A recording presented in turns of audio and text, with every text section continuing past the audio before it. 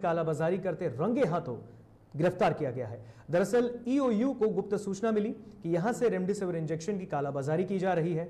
यह एक इंजेक्शन 50,000 रुपए में बेचा जा रहा है, जिसके बाद ईओयू द्वारा टीम गठित कर देर शाम अस्पताल की छापेमारी की गई।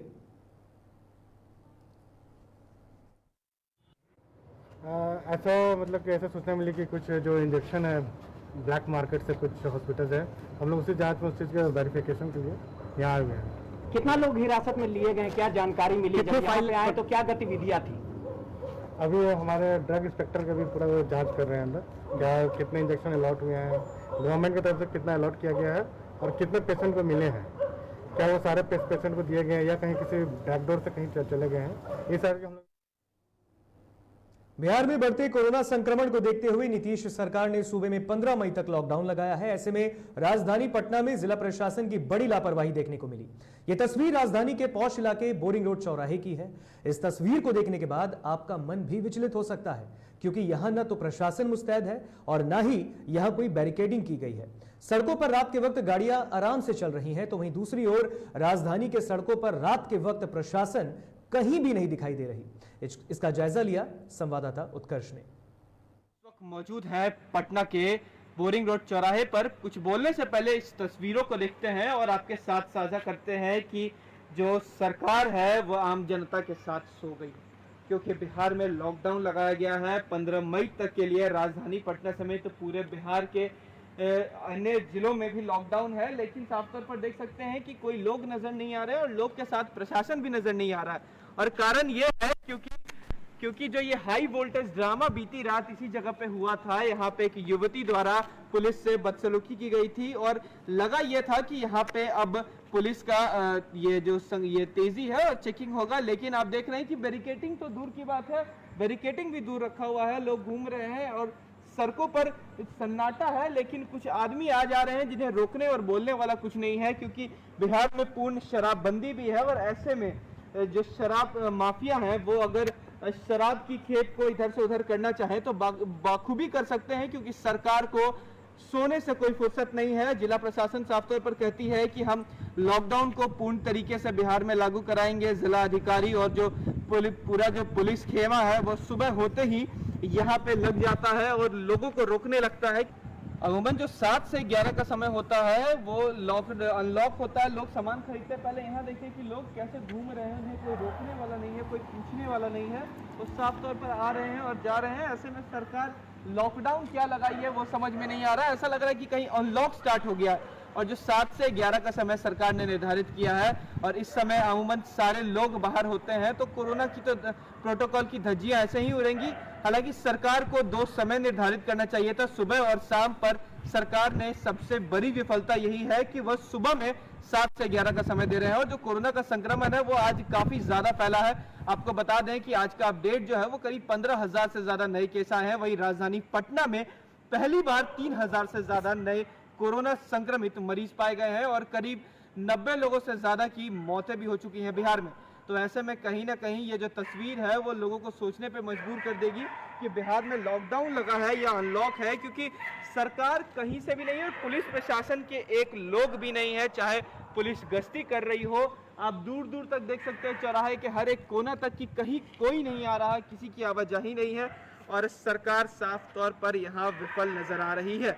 ऐसे में कोरोना का जो गाइडलाइन है वो टूटेगा जरूर और शराब माफिया अगर चाहे तो अपने इस समय को काफी अच्छे तरीके से यूज कर सकते हैं और सरकार सोती रह जाएगी। कैमरा पर्सन अमित के साथ मैं उत्कर्ष, डीटीवी भारत, पटना।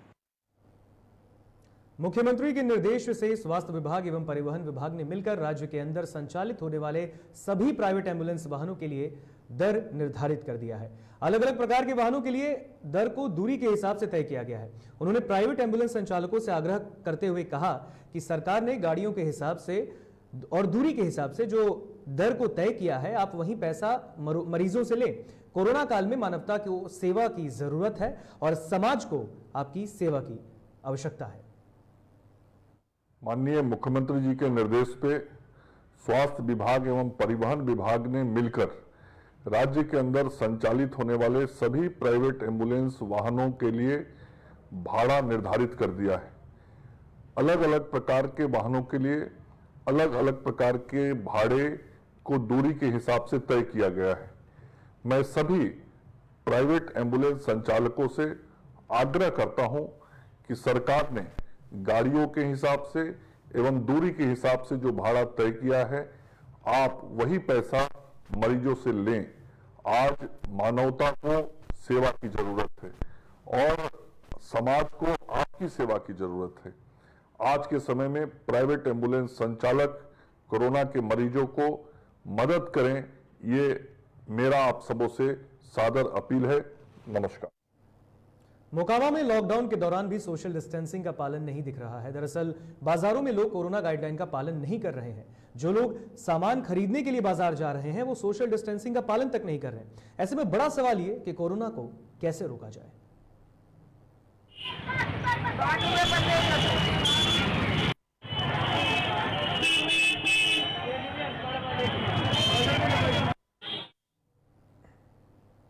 मुंगेर के तारापुर में अखिल भारतीय विद्यार्थी परिषद के कार्यकर्ता लगातार सैनिटाइजेशन का काम कर रहे हैं। विद्यार्थी परिषद के कार्यकर्ता लगातार सरकारी बस स्टैंड, दुकानों के साथ साथ कई जगहों को सैनिटाइज कर रहे हैं। विद्यार्थी परिषद के कार्यकर्ताओं का कहना है कि शहर को कोरोना से मुक्त कराने के लिए हम सबको मिलकर काम करना होगा। कार्यकर्ताओं ने लोगों से कोरोना गाइडलाइन का पालन करने की भी अपील की है।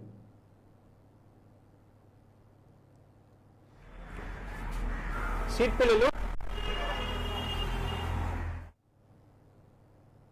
जहानाबाद में कोरोना संक्रमण की चेन को तोड़ने के लिए लगाई गई प्रतिबंधों का सख्ती से पालन करवाया जा रहा है। जिला अधिकारी नवीन कुमार खुद नगर परिषद क्षेत्र स्थित बाजारों का निरीक्षण कर रहे हैं और इस दौरान कई दुकानों को भी सील किया गया है। साथ ही काफी संख्या में मास्क नहीं पहनने वाले और बेवजह सड़क पर घूमने वालों को जुर्माना भी भरना पड़ा। उन्होंने लोगों से अपील करते हुए कहा कि सरकार द्वारा जारी आदेशों का अनुपालन करें और स्वास्थ्य के प्रति सजग रहें। आज लगभग 5 से 6 दुकानों को सील किया गया डीएम सर और पूरे जिला प्रशासन के द्वारा। आज मार्केट एरिया में हम घूम रहे थे और पाया कि दुकान अंदर से वो खोल के ग्राहकों को कपड़ा और जूता बेच रहे थे। तो ऐसे दुकान जो लॉकडाउन का उल्लंघन कर रहे हैं उनको सील किया गया। तकरीबन कितने दुकानों को सील किया? 6 दुकानों को सील किया।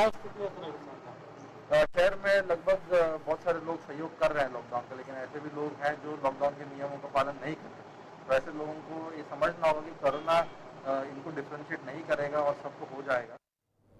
सीतामढ़ी जिले में कोरोना संक्रमण के मामले लगातार बढ़ रहे हैं, जिसको लेकर डीएसपी रमाकांत उपाध्याय लगातार एक्शन मोड में काम कर रहे हैं। दरअसल एसपी ने बताया कि जिले में लॉकडाउन के दिशा निर्देशों का सख्ती से पालन करवाया जा रहा है और बेवजह घूम रहे लोगों के विरुद्ध कार्रवाई भी की जा रही है।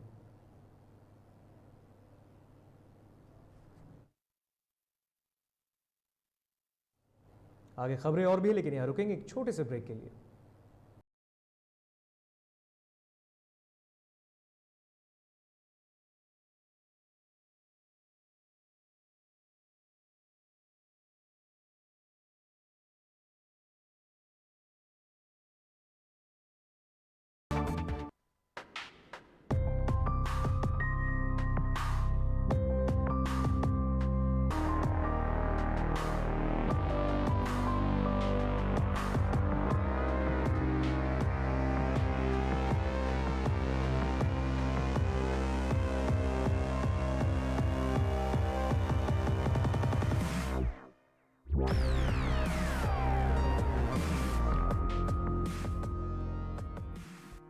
नमस्कार, मेरा नाम है सौरभ सफारी। मैं पटना रंगमंच का एक अभिनेता हूँ।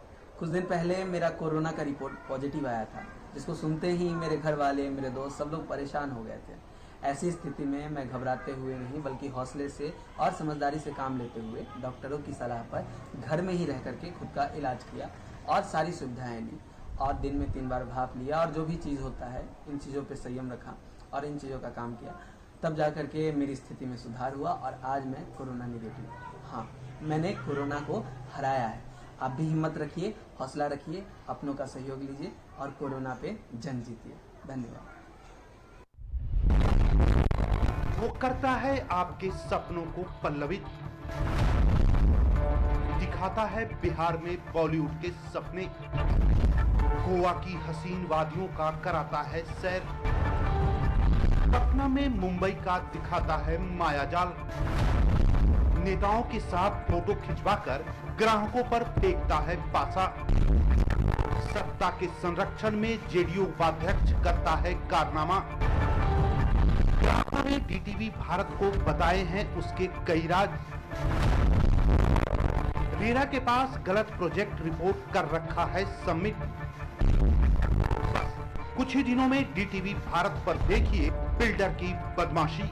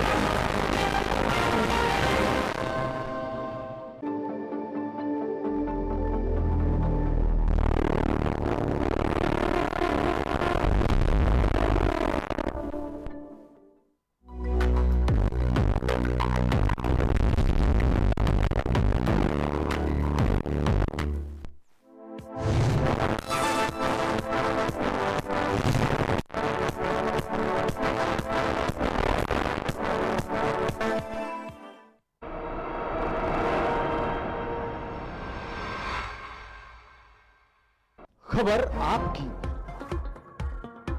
खबर गांव ज्वार की, खबर देश दुनिया की, बिना रुके, बिना थके, हम रखते हैं सच से सरोकार, न तकरार न टीआरपी के लिए बेकरार। यही तो है आपसे हमारा करार। डीटीवी भारत, देश के लिए।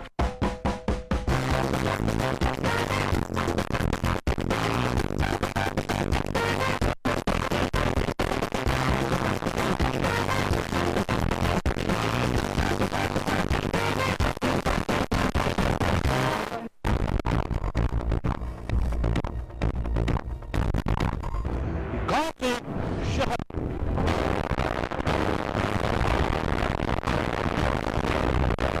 राज्यों से देश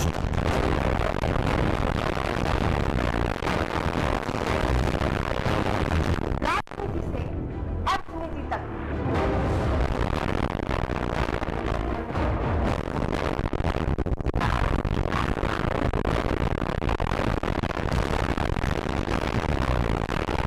खेत से हीरा,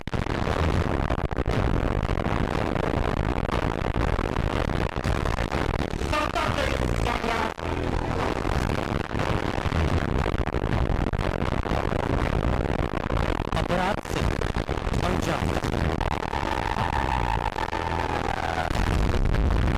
हर खबर आपके मोबाइल से टीवी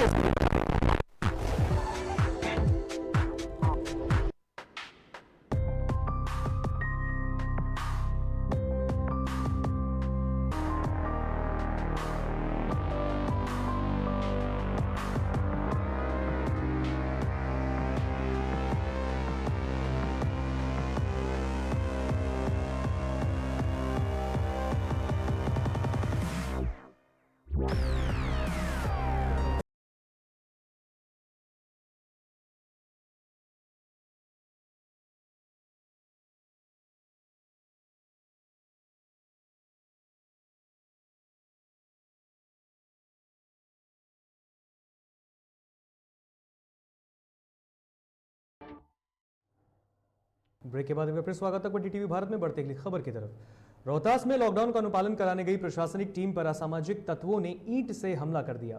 हालांकि इस हमले में प्रशासनिक टीम का नेतृत्व कर रहे कार्यपालक दंडाधिकारी बाल बाल बचे।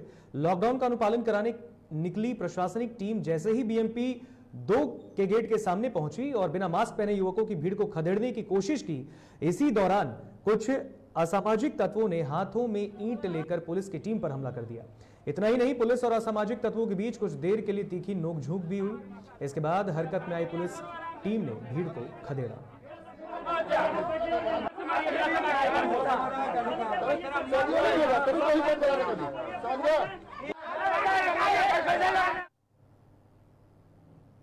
बिहार सहित पूरे देश में वैक्सीनेशन की प्रक्रिया चल रही है और सरकारी समेत निजी अस्पतालों में भी वैक्सीनेशन हो रहा है। लेकिन अब सरकार ने बड़ा फैसला लेते हुए आदेश जारी किया है कि निजी अस्पताल अब वैक्सीन कंपनी से खरीदेंगे। नोडल पदाधिकारी राम दुलार चौबे का कहना है कि सरकार के गाइडलाइन का पालन करेंगे। अगर सरकार चाहती है कि हम खुद कंपनी से वैक्सीन खरीदें तो हम खरीदेंगे। मार्केट में तो अवेलेबल नहीं है। गवर्नमेंट जैसा कहती है हम उसके अनुरूप काम करेंगे। गवर्नमेंट चाहती है कि हम अपना कंपनी से परचेज करें तो हम लोग परचेज करके अपने यहाँ डिस्ट्रीब्यूट करेंगे। हम लोग गवर्नमेंट के 100% अनुरूप काम करने वाले हैं। नहीं, गवर्नमेंट ने सही कहा है। मार्केट में है? मार्केट में नहीं है, कंपनी में है। कंपनी तो मार्केट की है।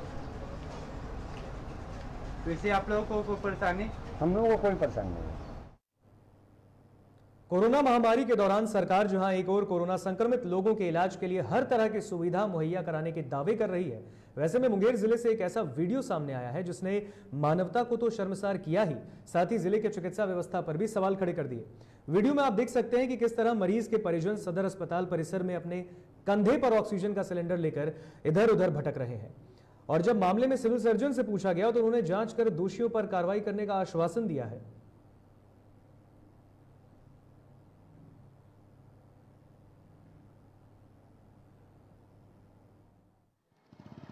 उनका मामला है, जो जांच करवाते हैं डीएस से पूछते हैं क्या मामला है। जी सर। सर लेकिन हमारा भी है सर, इसको हम जांच करवाते हैं, दिखाते हैं जांच करवाते करवाई किया जाए, क्या बात है, कैसे लोग घूम रहा है, कहाँ से मिल रहा है, कैसा सिलेंडर है। जी सर। जांच करवाते हैं। इधर लखीसराय में भी मानवता को शर्मसार करने वाली वारदात देखने को मिली है, जहां एक महिला मरीज को मरने के लिए अस्पताल के दहलीज पर छोड़ दिया गया और उसकी मौत हो गई। मामला सदर अस्पताल का है, जहां सर्दी, खांसी, बुखार और ऑक्सीजन की कमी की शिकायत को लेकर पहुंचे मरीज और परिजनों को अस्पताल के दहलीज पर करीब 3 घंटे तक कोरोना जांच करवाने के बाद इलाज शुरू करने की बात कहकर रोक दिया गया और इस बीच मरीज ने दम तोड़ दिया। सदर अस्पताल की लापरवाही यहीं तक नहीं सीमित रही। अस्पताल प्रशासन ने शव को घर ले जाने के लिए एम्बुलेंस तक भी व्यवस्था नहीं की।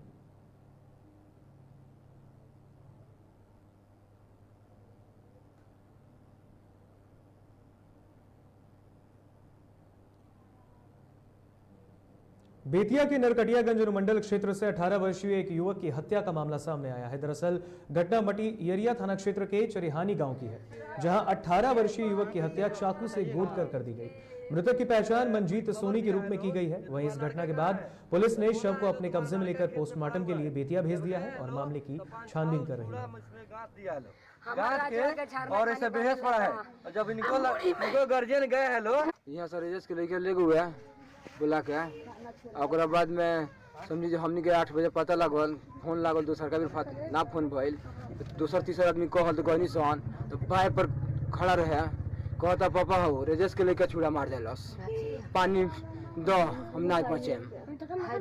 4 बेर बोले बा रोड पर खेत में ये जन हमरा कोठा पर दोनों बेटा होकर रजेश कंटिन्यू मोटरसाइकिल पर रोड पर एकदम कंटिन्यू खड़ा मोटरसाइकिल कर। नालंदा के नूरसराय थाना क्षेत्र के मुर्गी फार्म व्यवसायी की निर्मम हत्या कर उसके शव को पासी के पोखर में फेंक दिया गया। घटना की जानकारी मिलते ही पुलिस घटनास्थल के पास मामले की छानबीन कर रही है। वहीं स्थानीय लोगों का कहना है कि देर रात गांव के कुछ लोग चोरी करने की नीयत से मुर्गी फार्म में घुसे, जिसके बाद चोरी का विरोध करने पर फार्म के व्यवसायी की हत्या नुकीली हथियार से कर दी गई। ग्रामीणों का यह भी कहना है कि मृतक ने इलाके में अवैध शराब बिक्री को लेकर विरोध भी जताया था। संजू कुमार जो अजनौरा के रहने वाले हैं, उनकी हत्या हुई है। हम लोग अभी अनुसंधान कर रहे हैं, विशेष अनुसंधान के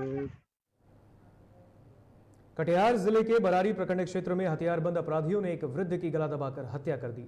परिजनों का कहना है कि लगभग 10 हथियारबंद अपराधियों ने जमीनी विवाद को लेकर इस घटना को अंजाम दिया है। साथ ही घर के सदस्यों से भी मारपीट की गई, जिससे पीड़ित परिवार दहशत में है। घटना की सूचना मिलते ही मौके पर पहुंची पुलिस मामले की छानबीन कर रही है।